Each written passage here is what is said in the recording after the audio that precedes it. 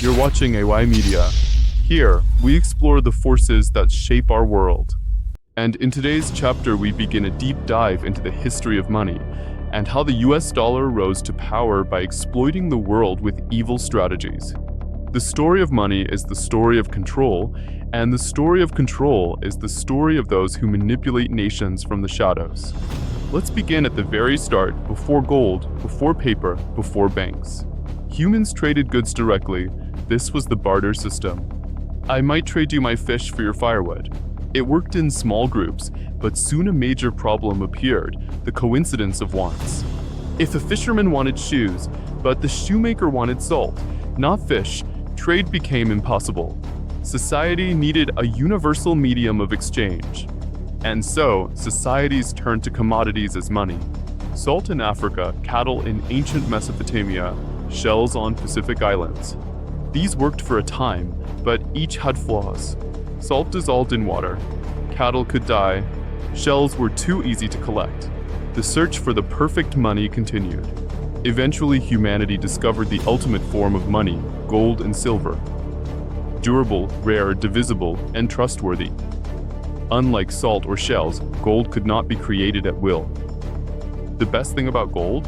People trusted it. Trust is the foundation of money. For thousands of years, gold and silver coins powered empires, from Egypt to Rome. But even gold and silver were not immune to manipulation. The Roman Empire began clipping coins, reducing silver content while keeping the same face value. This was one of history's first inflationary tricks. Rome's people suffered as their rulers debased the currency, an evil pattern we would see repeated again and again throughout history. Fast forward to China in the Song Dynasty, around the year 1000. Carrying heavy gold and copper coins was inconvenient. So the authorities issued the first paper notes, backed by metal reserves. Marco Polo later described the system with awe in Europe when he came back after visiting China. For the first time, money existed mostly as paper, a promise of value, not the value itself.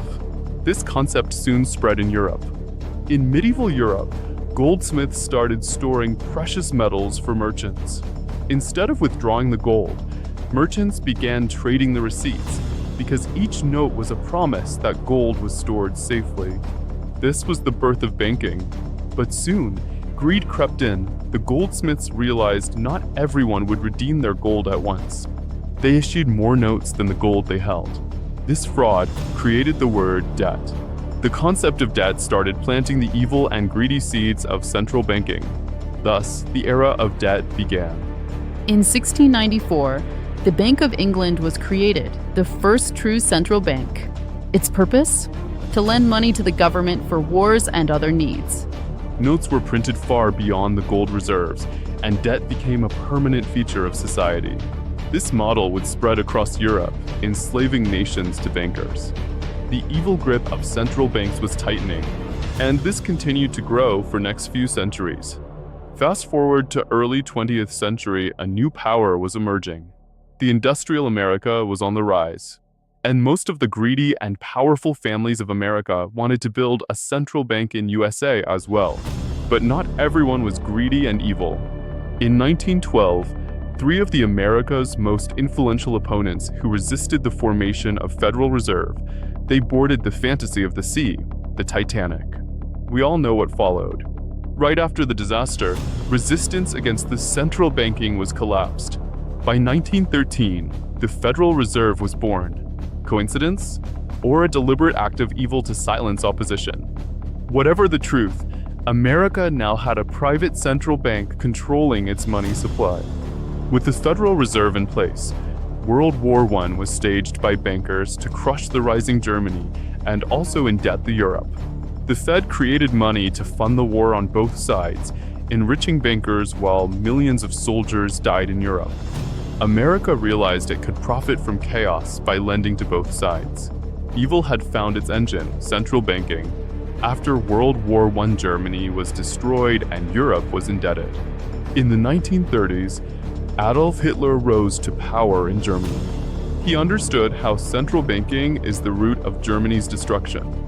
He shut down the central banks and threw out the private bankers who had enslaved Germany with debt after World War I. He issued state-controlled money and rebuilt the economy rapidly.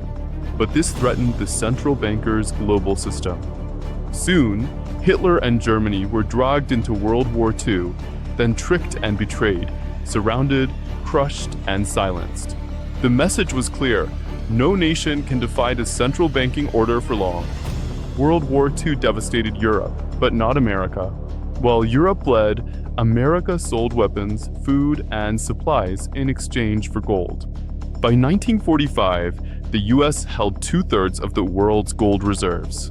This was not luck, it was a calculated strategy, an evil-looting mask to help. America had positioned itself as the new master of the world's money. In 1944, as World War II ended, the world gathered in Bretton Woods, New Hampshire, to recover global economic ties and trade. With now America holding most of the world's gold, the US dollar was tied to the gold at a fixed rate and was declared the global reserve currency. Other currencies were pegged to the dollar at fixed exchange rates, and the dollar itself was pegged to gold at $35 per ounce. This system cemented US dominance, backed by its vast stock of stolen gold. By the 1970s, due to spending on wars and other global programs, America had a huge inflation problem, and it had to print far more dollars than it had gold to back it up with.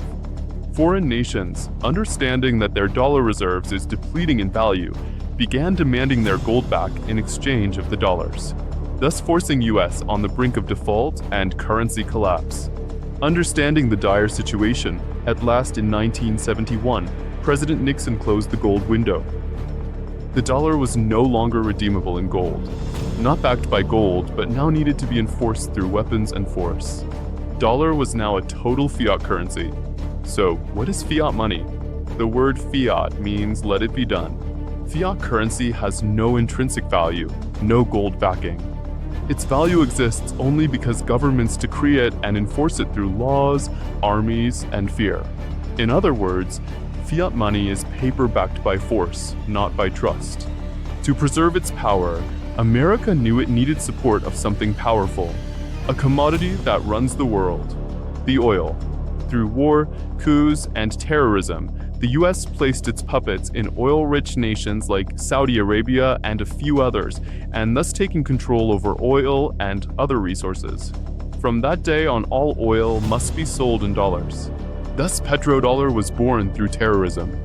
Once the US dollar became fiat, the Federal Reserve and other central banks had limitless power. Money could be created out of thin air. When the Federal Reserve prints, other central banks follow, pegging their currencies to the dollar. This gave America the ability to export inflation and debt to the entire world. A truly evil financial empire was now complete, but printing money has consequences. Inflation means rising prices. When more money chases the same goods, everything costs more. Your bread, your rent, your fuel all go up while your money buys less. Inflation is not an accident. It is theft, a hidden tax on the people, imposed by central bankers and governments. To manage the chaos they create, central banks adjust interest rates. Lower rates encourage borrowing and spending, called quantitative easing. Higher rates slow the economy to tame inflation. In reality, this system keeps nations enslaved, boom and bust cycles controlled by bankers. Your life, your mortgage, your job, all manipulated by interest rate switches in central bank meetings. We saw this clearly during COVID. Governments worldwide printed trillions in stimulus. Central banks created mountains of money. For a brief moment, people felt richer. But soon prices exploded, debt soared, and inequality grew. The rich got richer, the poor got poorer. The evil cycle of money printing played out once again. Remember when money was backed by gold? Today, money is backed by debt. US treasuries, bonds, and IOUs are treated like assets, forming the base of the entire system. But it's a dangerous illusion. Endless borrowing, endless printing, endless debt. America spends, the world finances it, and the evil burden grows. When other nations buy US debt or hold dollars, they are unknowingly paying for America's success. Every time America prints, inflation spreads globally. Ordinary families in Africa, Asia, and Latin America pay higher prices so that America can keep its empire alive. This is the evil genius of the dollar system. But this empire is cracking. America's debt has grown so large it can never be repaid. Trillions upon trillions, rising every second. The system can only survive with more printing, more manipulation, and more lies. But the world is waking up. The truth is simple. The US dollar's empire was built on gold theft, oil deals, wars, and lies. Its central banks are not guardians of stability, but tools of exploitation. The evilness of this system cannot be hidden forever. Hitler was not the only one who didn't bow to this central banking system. Throughout modern history, leaders who challenged the power of the US dollar and its central banking structure faced consequences. In 2009, Libya's Muammar Gaddafi proposed a gold-backed African currency, the golden dinar, to free African nations from the US dollar. Within 2 years, NATO invaded Libya. Gaddafi was gone, and his dream of an independent African monetary system died with him. From Iraq to Venezuela, any attempt to step away from the dollar-dominated system was met with isolation, sanctions, or destruction. A pattern too consistent to ignore. The modern age is built on debt. Governments borrow, banks lend, and money itself is born as a loan. Every dollar carries interest, meaning debt can never truly be repaid. The world now runs on borrowed time and money. The age of debt is the age of control. Citizens are chained to oversized coins labeled loans, mortgages, and taxes, emphasizing the sense of control.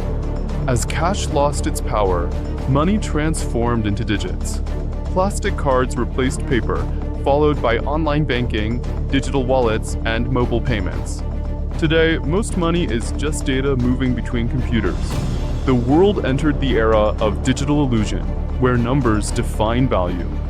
In 2008, after the global financial crisis, Satoshi Nakamoto rebelled against the system. He released Bitcoin, a currency beyond government control, backed by code. For the first time, money belonged to the people, not the rulers. Bitcoin terrified central banks. It was decentralized, transparent, and untraceable by design, with no inflation or manipulation. Instead of embracing it, governments declared war on it, fearing what they couldn't control. Then came stablecoins, digital currencies pegged to the dollar. They brought stability to crypto markets, but tied digital freedom back to fiat. The empire infiltrated the rebellion. Digital dollars began to dominate the blockchain, ensuring the US dollar still ruled the digital realm. Now, central banks worldwide are launching their own digital currencies, CBDCs. They promise convenience, but truly offer control. Every transaction traceable, every payment programmable. Money that can expire, be frozen, or restricted, all at the push of a button. A central banker watches on a holographic map as citizens' spending patterns light up, revealing a network of data. With CBDCs, money becomes surveillance. Imagine a world where your spending decides your freedom. Support the wrong cause and your account freezes. Speak out and your credits vanish. The dream of digital convenience hides a nightmare of total control. The US banking empire, in the need of tackling its unsustainable debt, is now turning its head to making fool out of people in the name of crypto. Instead of banning crypto, it's absorbing it, rebranding decentralization as regulated innovation. I have made a separate video on how USA is using stablecoins to fool people into buying its debt. You can check it out. The world thinks it's gaining financial freedom, but in truth, it's trading privacy for convenience.